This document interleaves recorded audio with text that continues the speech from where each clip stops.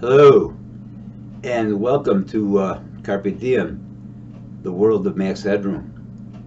Um, I usually start my show off with some kind of musical fun thing. I really enjoy doing it. I hope you do. But in the spirit of Carpe Diem, I wanted to get back to you. It's been about 12 hours since I made the tape prior to this about Michael Jackson. And the new accusations made since he's been dead in this movie called uh, Leaving Netherland. Leaving Neverland. Was making a mistake in the first. I made a couple of mistakes yesterday. First of all, the movie is actually called Leaving Neverland, not Leaving from Neverland. And also, I just want to correct before I go on that I made a couple of other mistakes, and I think it was like on purpose, because of the way the director organized the movie. That is, that if you watch the movie, you'll see me centering on the relationship between Wade Robinson and Michael Jackson. But actually, it involves two main characters: a guy named Jimmy Safechuck and Wade Robinson.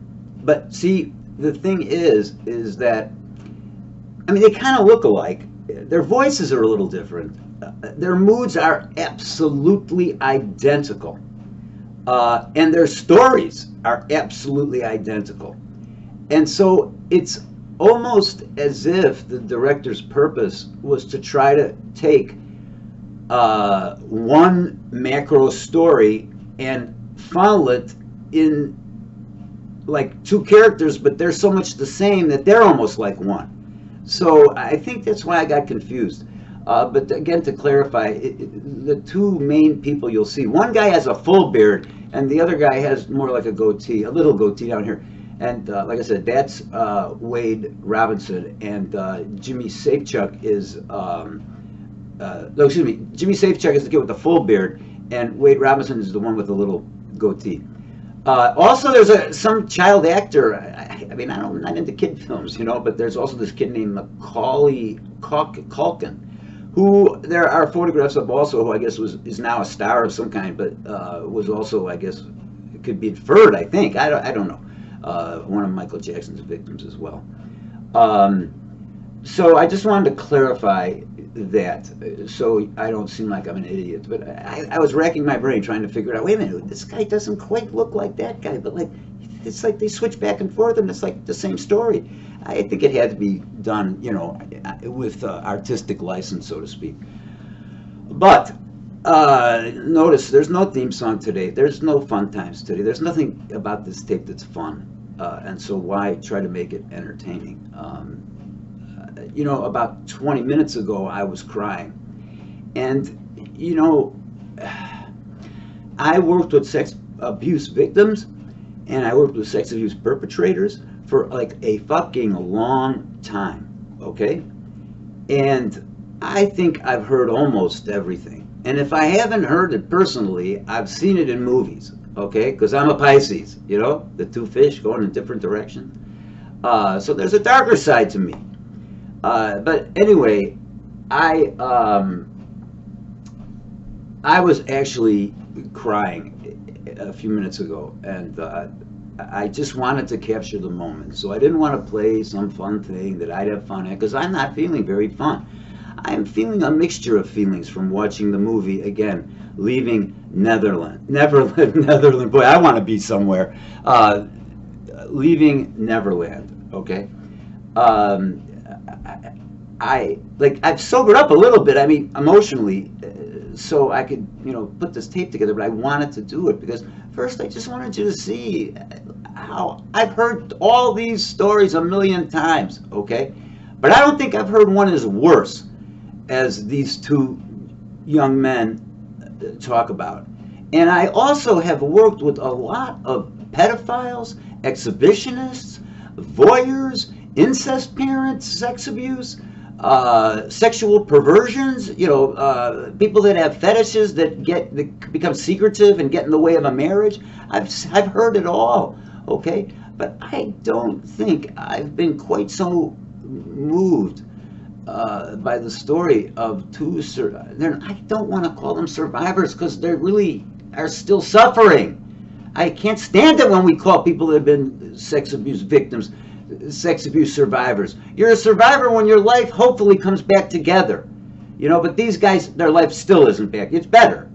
And I hope if there's a God up there, whatever there is, I wish them only the best in life. Because they were like fucking tortured by someone who I would call a creepy looking Adolf Hitler. Now tell me that isn't an oxymoron. You know? How much creepier can you look than Adolf Hitler, except if you're Michael Jackson? And in character, I would put them in exactly the same category. I really would, because I think that just in terms of the objectification of other human beings, and only caring about their own mission, whether it be to have sex, or whether it be to wipe out all the Jews, or whether it be to be the king of the world or the king of rock, I don't give a shit. There were both extremely evil people that treated others like objects for their own selfish motives. And they're sick as fuck. Okay, so you can see, I started to tell you, you know, it's funny. They always say anger is a protective emotion for sadness. Because I said I was crying a little while ago, and now I'm pissed. Well, I am pissed. So maybe I'll talk about that now, as long as I am. You know, one of the worst things that Michael Jackson did to Wade Robinson is that when he was already married and an adult and was trying to make, you know, like, and he had all these, his own cognitive distortions, in other words, belief systems that said he wasn't really hurt, and, you know, minimization, all that stuff. And he hasn't seen Jackson forever. He's married now, an adult, before he has a child, though.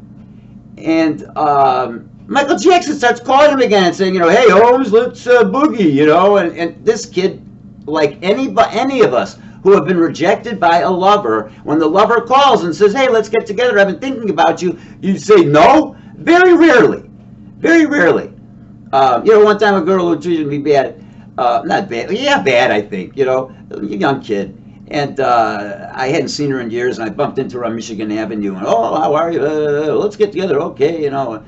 Made a date with her, and then I said, what the fuck are you doing? Do you remember what this girl was about, like 4 years ago? And you know what I did? I didn't show up. I didn't even call her, you know? And maybe there's a vengeful part of me. I don't know, but, you know, that was just over, like, a stupid 20-year-old, you know, dating thing. But Michael Jackson actually called Wade Robinson when he was busted again, like, you know, I don't know how many years later, 10, 15 years later, and he starts to say, let's be homies again. And of course then says, you know, you're probably going to get subpoenaed, and, you know, of course, you know, we can't break our love. We can't let them get us, is one of the quotes that Jackson said. And Wade Robinson did testify in favor of Michael Jackson, and that's why he got off. And can you imagine the conflict psychically, you know, that you know you've been wronged, you're already married. You haven't told your wife that this happened. You haven't told anybody. All you've been told all your life is don't ever tell, because, you know, we have something special going, and I'm a special person. Yeah, you're a special person, all right. 6 feet under. But anyway, you know, he actually, oh, another important thing. Remember I told you yesterday that Michael Jackson purposely, like, reorganized the family into coalitions so that he had Wade Robinson alone to himself and was attempting to groom the parents into, you know, being a part of the family, sort of, and, you know, just sleeping with Uncle Mike, you know, it's no big deal. And I think I mentioned the father said, this is enough, I'm out of here, okay? Well, just to make a long story short, the the father ends up hanging himself alone in Australia, and with nowhere to go. No, you don't. You know. Oh, then they have to throw. One thing I was a little pissed about was they have to throw in the fact that he was diagnosed bipolar. Again, as a therapist for a long time, let me tell you something. Bipolar definitely exists.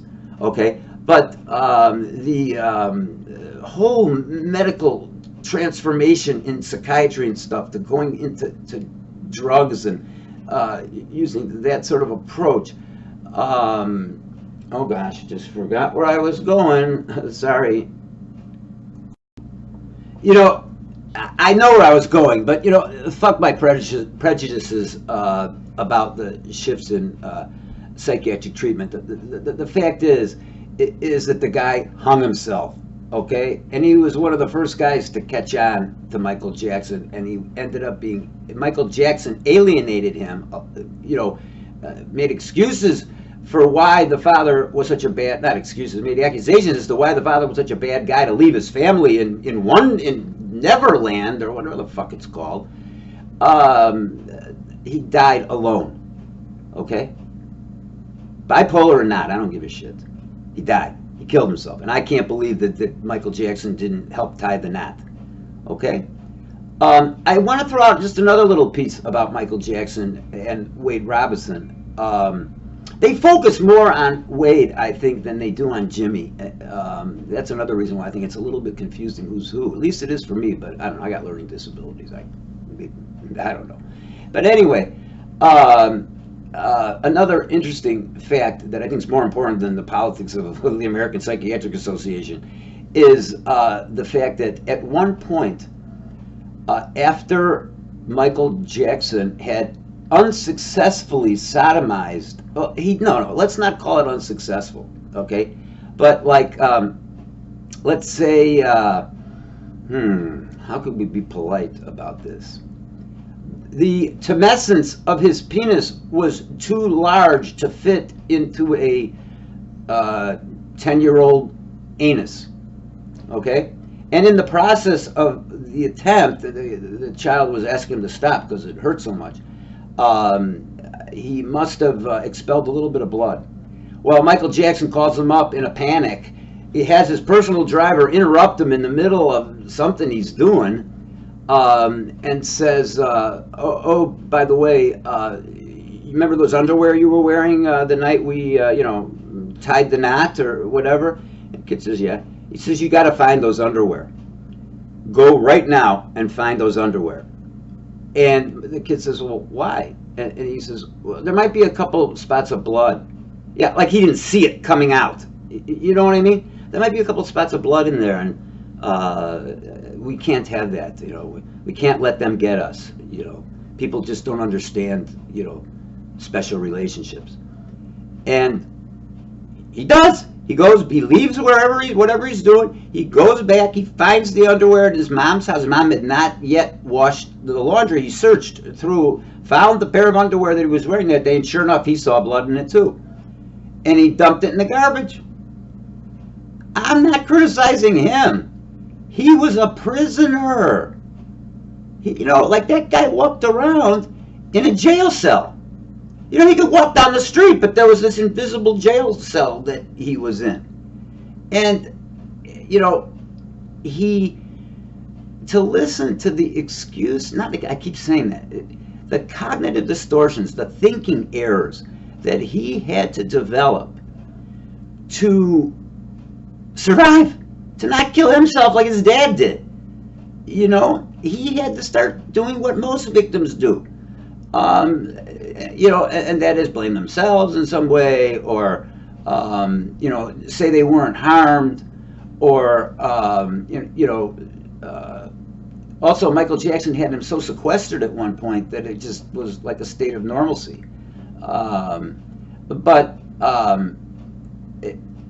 It's a terrible story, and I feel so fucking bad for those kids. Maybe as a therapist, you learn to put up a professional boundary that doesn't get you sucked in. Like empathy is supposed to be like walking in someone's shoes, and that's an element of therapy. Well, yeah, you're walking in their shoes, but you don't have to necessarily feel their feelings. That's not necessarily productive in a therapy session. Empathize with their feelings, walk in their shoes, understand what it was like for them, yes, but so maybe that's why my hair just fell out. You know what I mean? Maybe that's why the dam busted and I started crying. I don't know. Maybe I was crying for all the victims I saw. I'm not sure. But anyway, it's very sad. It's just so fucking sad.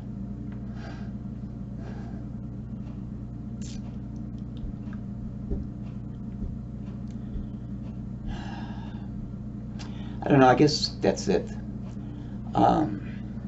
Thanks for listening. I hope I didn't make an ass of myself here. And good morning. Take care, namaste. And namaste to those 2 kids and everybody else that he fucked up. Thank you.